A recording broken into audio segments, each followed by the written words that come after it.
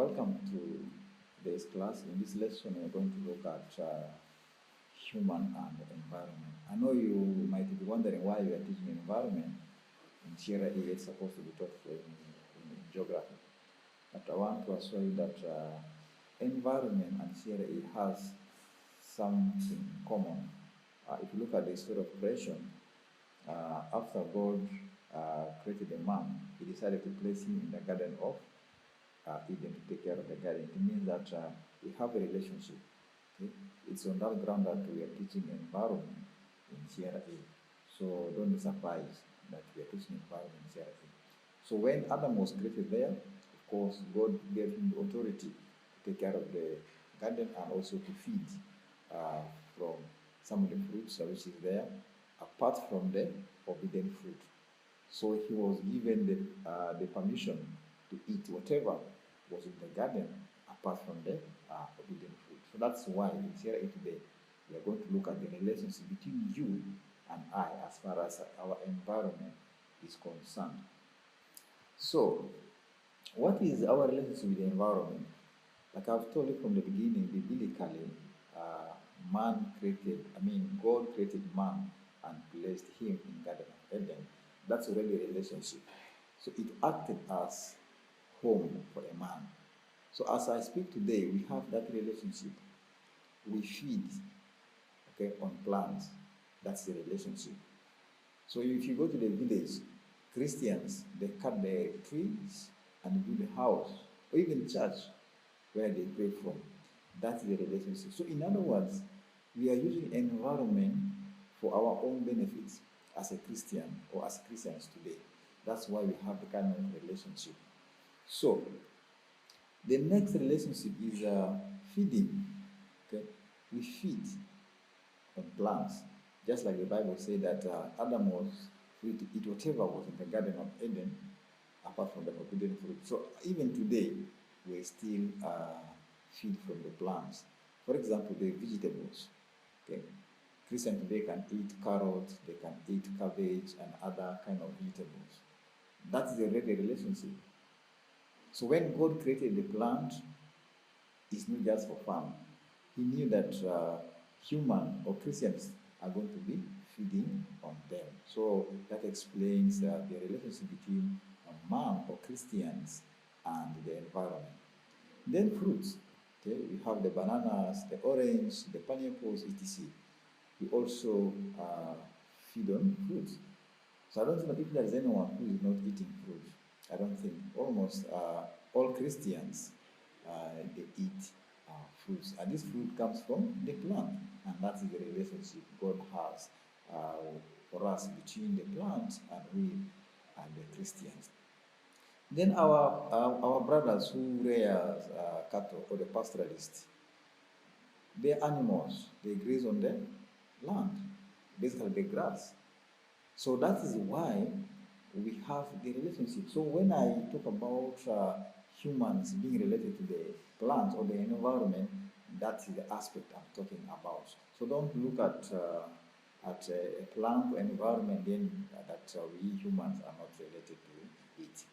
So we are related to the plants, we are related to the environment, just the way God created Adam and put him in the Garden of Eden. Then we also use these plants for medicine, the herbal. Okay, even today, some people, they don't want to go to the hospital to get medicine from the clinic. They prefer taking herbals. That's a plant, and it's already a relationship. Okay? If I'm sick, I get the plant, whether it is a leaf or fruit, a root of any tree, I take it, then I'm healed. That is a relationship. So in other words, God has created the plant to heal us or to treat us, the Christian.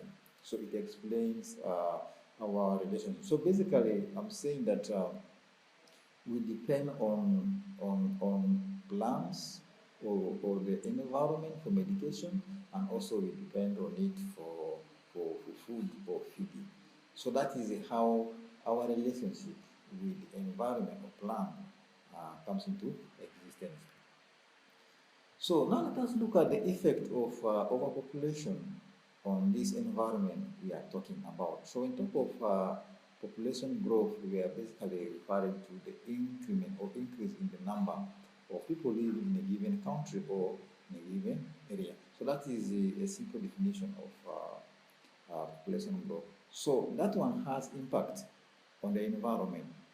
Okay, and the first impact is the exploitation of natural resources.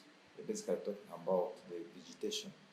Okay, so when God created the universe, the vegetation, the Bible says that it was good and God was pleased with it. But when the population is growing, what we do is we intend to destroy them by either cutting down the tree or doing what we call mining, etc. So this affects the nature or the beauty of God's creation. So that's the effect of overpopulation on this beautiful environment of God. Okay. Then it has also led to the development of slum areas. So slum areas are basically found in cities or towns. If you go to the villages, you rarely see slum areas. That is because one is the population in the village is small. Maybe also the land we have in the village is not demarcated. It is wide. That's why you find people not having slum areas. But if you come to towns or cities, you can't miss to see a slum area. So a slum area is just an underdeveloped place whereby you find people staying there. Most of the people who are staying there, they could not be having a proper job. That's why they are settling now in the slum areas because they can afford. So this is because of the effect of population growth.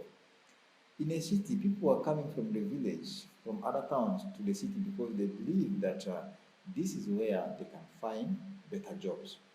And in the process, the jobs are nowhere to be seen. And they end up settling in slum areas. So that is what we can explain as a disadvantage or effects of population growth in the natural beauty of God's creation. And then it also led to soil erosion. We can talk about it in terms of human activities. Okay, soil erosion is when the rain comes in and the running water washes away the top layer of the soil. So the fertile part of the soil has been washed away. So that means that the soil is not going to be fertile, that the catch is going to be affected, and then farming will not take place in such an area.